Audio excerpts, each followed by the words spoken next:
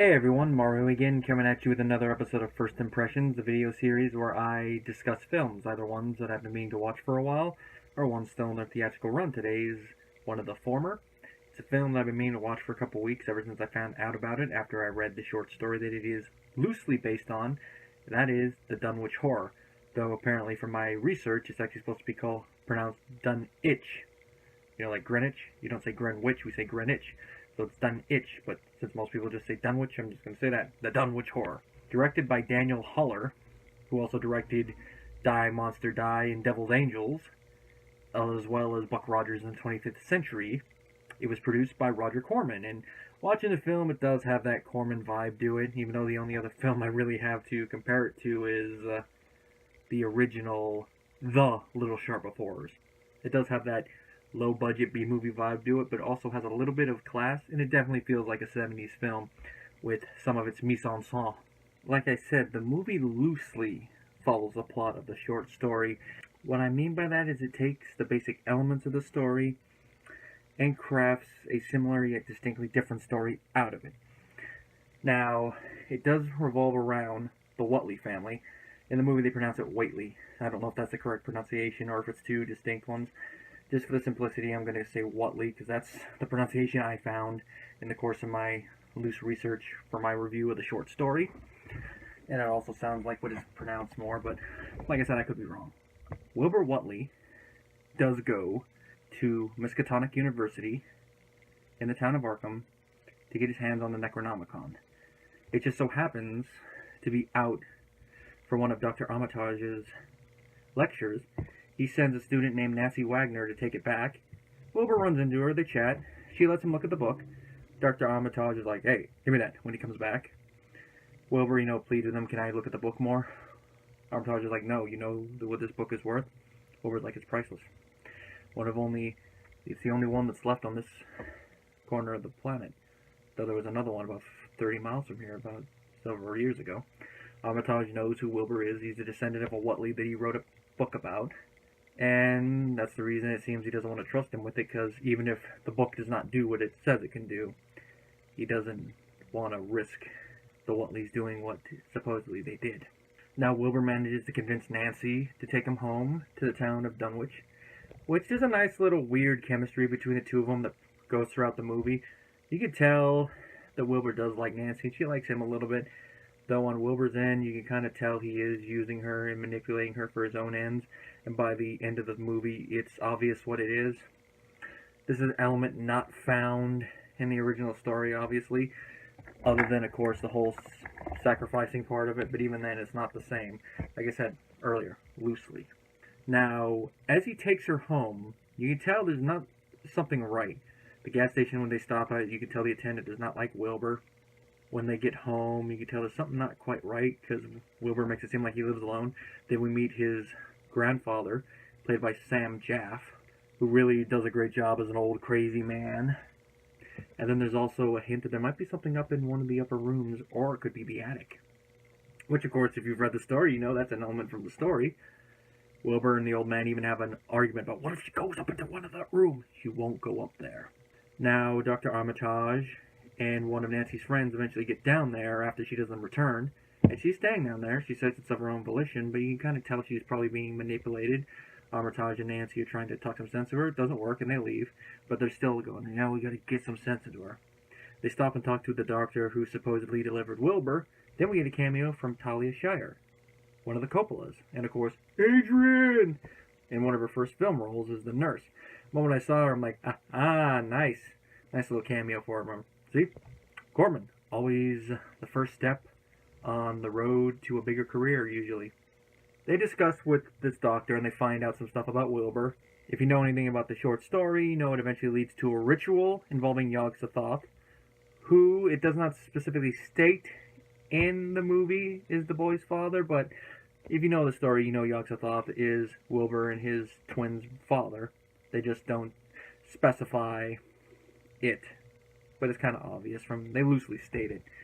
Now, we do get to see Wilbur's brother in the end, and very campy. It fits Corman's style, and you only see it for a few seconds, so it does its purpose, but you look at it and you go, that's weird. But the rest of the way they build the creature, because it's supposed to be invisible, so you don't see it, but you feel its presence. I like the way it was shot. And like I said, it has a very 70s mise-en-scène all throughout the film. It's psychedelic. I would hate to imagine how watching those scenes under the effects of LSD or some other mind-inducing drug would be. You'd probably be like, man, I'm seeing the elder things in the corner of the wheelbarrow, man. I don't know why I said wheelbarrow, but that was the first word that came to mind. The score is also pretty good. It doesn't really have a full 70s feel, but it does have a horror vibe to it. And it's one that, I can't think of the notes off the top of my head, but it was one that, was running through my head throughout the film. It repeated often throughout the film. It's like, that very fits. Probably not something that Lovecraft himself would play while writing, but if you're going to do a 70s-esque Corman take on one of his short stories, it works. And I have to say, probably the biggest thing against the book is that it doesn't. I have to say, if the film has a flaw, it's probably that it was made on too small a budget to do something of Lovecraft, especially this. Now, you can get away with not showing the title Dunwich Horror on a smaller budget because he is supposed to be invisible. But if you had a larger budget, like, I'd say probably they barely had $1 million, if that, for this. I haven't been able to actually find a figure. That's just my guess step watching it. If you had at least like $5 million, you could have shown the monster a bit more. Like, do it stop motion and show it. And you could still shoot around it, but like show a couple more shots. I know if they did a remake, it'd be all CGI, but you at least would see the monster more. But then probably better if you didn't see it more with that, depending on how fancy the CGI was. That's probably the only flaw. And then of course it isn't as dark as the original story, but with some of the Whatley character at this time in film, unless you did it animated, it would be kind of hard to pull off Wilbur, because it's kind of hard to pull off a really tall person. I'm talking like taller than Yao tall, as he's described as. It's supposed to be like half satyr, which you could probably do that now with the CG effects. That'd probably be one of the few good things about using CG on a remake. But the other dark elements with Wilbur dying early, that one didn't really bother me, having him be the main antagonist, protagonist, technically. It's kind of a weird dichotomy with him. Throughout the whole film didn't bug me. I mean, we don't get to see that scene where he dies while stealing the book, but he does steal the book, so we do get to see him have a standoff with a security guard. Armed security guard. And of course the introduction of the love interest character. He doesn't really have a love interest in the book, but you could tell if they're going to change the story a little bit, they're going to throw it in there. That's why, even though this is made by Corman, this kind of seems like an adaptation of Lovecraft Hammer would do. You know, they take the basic element of the story, change some stuff from the original source, and then make a semi-faithful adaptation of it.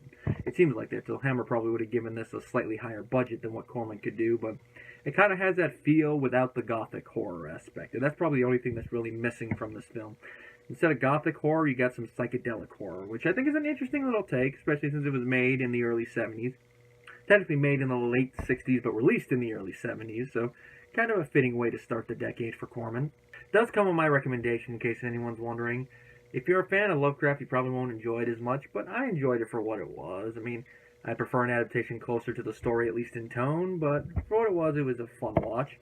Dean Stockwell, I think, did a great job as Wilbur. I mean, he is sort of likable to a point, but then you also hate him for what he's about to do at the very end. Sandra Dee as Nancy, I thought she was likable. I mean, she's not the best actress. I mean, there was a couple moments where I'm like, oh god. Granted, her character's supposed to be being manipulated psychologically, so I guess it kind of fit. I would have gone with a more natural acting choice personally, and then made it give like subtle hints in the performance that she was under the influence, but she's not quite one, but a couple steps above. Before I get too far away, an interesting thing to note about Stockwell is that originally his role was offered to Peter Fonda, and Fonda turned it down. Imagine if Fonda was Wilbur Whatley. That would have been an interesting selling point for the film. Now back with Sandra, she had some nude scenes in here, because there was an interesting sex scene with how it's shot. It's shot in a very psychedelic manner, by the way. Apparently, when they were filming that, 2 sound stages were used. One to film the scene, and one for unneeded cast members to be, so there would be no peeping toms. Nice little sentiment. I don't know if it was fully needed and how much of the production budget went towards it, but nice little sentiment there. Where Ed Begley, if I'm pronouncing his name correctly, was Dr. Armitage. He was a pretty good choice. He brought the right amount of authoritarian, yet kindly old man to the role. And considering he's an Oscar winner, you can really see him doing that. He won the Oscar for Sweet Bird of Youth, a film I haven't watched. Maybe I'll watch it one of these days. And he was also in another recent favorite of mine. Reason as in I recently discovered it, 12 Angry Men. Kind of fitting since I work in the courthouse. It's one of my favorite films. And of course, this is one of his last films, and he passed away 3 months after its release. It's kind of sad to see him having to go to a low-budget film near the end of his career, but at least he gave a pretty good performance in it. Nothing that I'd see him getting nominated for an Academy Award for, but something right up his alley. I'd say it's probably not as iconic, but it's to him what Dr. Loomis would be to Donald Pleasance.